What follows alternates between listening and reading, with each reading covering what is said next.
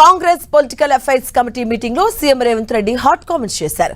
కొందరు ఎమ్మెల్యేలు ఏకపక్షంగా వ్యవహరిస్తున్నారని, జమీందారులుగా ఫీల్ అవుతున్నారంటూ మండిపడ్డారు.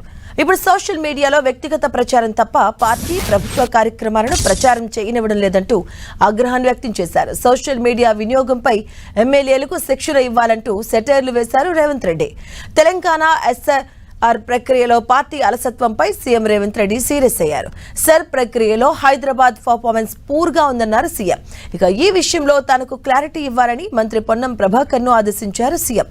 ఇక త్వరలోనే కమిటీ వేసి పూర్తి స్థాయిలో దృష్టి సారిస్తామని సీఎంకు వివరించారు పొన్నం ప్రభాకర్. మరోవైపు పార్లమెంట్, అసెంబ్లీ డివిజన్ వారీగా కమిటీలు వేయాలని ఆదేశించారు సీఎం రేవంత్. రాష్ట్ర వ్యాప్తంగా 4-5 క్లస్టర్ మీటింగులు పెట్టాలని మహిళా కాంగ్రెస్ అధ్యక్షురాలికి సూచించారు. ఇకపై క్షేత్రస్థాయి కార్యకర్తలను తాను 10 రోజులకోసారి కలుస్తానని, నెలలో 3 రోజులు వారి కోసం సమయం కేటాయిస్తానని సీఎం రేవంత్ రెడ్డి చెప్పారు. అందరూ పార్టీ కోసం కష్టపడి పనిచేయాల్సిందని అన్నారు. మంత్రులు తాము ఇన్ఛార్జిగా ఉన్న జిల్లాలకు ప్రతి 10 రోజుల్లో 1 రోజు వెళ్లి పార్టీ కార్యక్రమాల కోసం పూర్తిగా సమయం కేటాయించాలని సూచించారు. మంత్రులు, ఎంపీలు, ఎమ్మెల్యేలు, ఎమ్మెల్సీలు, కార్పొరేషన్ల చైర్పర్సన్స్, అలాగే సీనియర్ నాయకులు వారంలో 1 రోజు నియోజకవర్గాలకు వెళ్లి కార్యకర్తలను కలవాలన్నారు.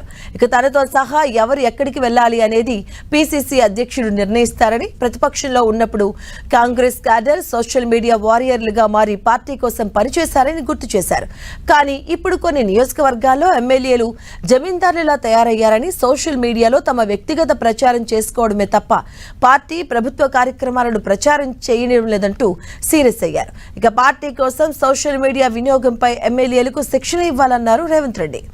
ఓటర్ల జాబితా ప్రత్యేక సవరణ కార్యక్రమంపై పార్టీ నాయకులంతా సమన్వయంతో పనిచేయాలని సూచించారు సీఎం రేవంత్ రెడ్డి. నేతలు క్షేత్రస్థాయికి వెళ్తేనే కార్యకర్తలు పోలింగ్ బూత్ స్థాయిలో పనిచేస్తారని, రాజ్యసభ సభ్యులు, ఎమ్మెల్సీలకు హైదరాబాద్ పరిధిలో నియోజకవర్గాల బాధ్యతలు అప్పగించాలన్నారు.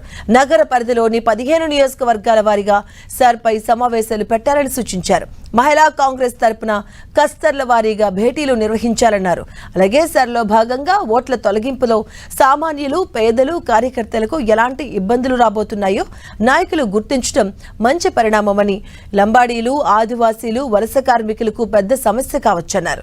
దళితులు, మైనార్టీలు, మహిళల ఓట్లు పోయే ప్రమాదం పొంచి ఉందని, ఈ సమస్యలకు పరిష్కారంపై అందరూ సంపూర్ణ అవగాహన పెంచుకోవాలన్నారు.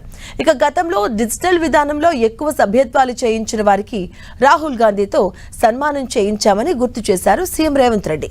అప్పుడు కీలక పాత్ర పోషించిన వారిని ఇప్పుడు సర్ కార్యక్రమంలో పనిచేసేలా పరిగణలోకి తీసుకోవాలన్నారు.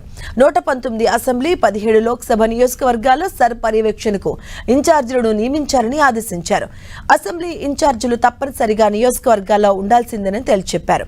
ఇక వారు సరిగా పనిచేస్తే ఒక్క ఓటు కూడా తొలగించకుండా చూడొచ్చన్నారు.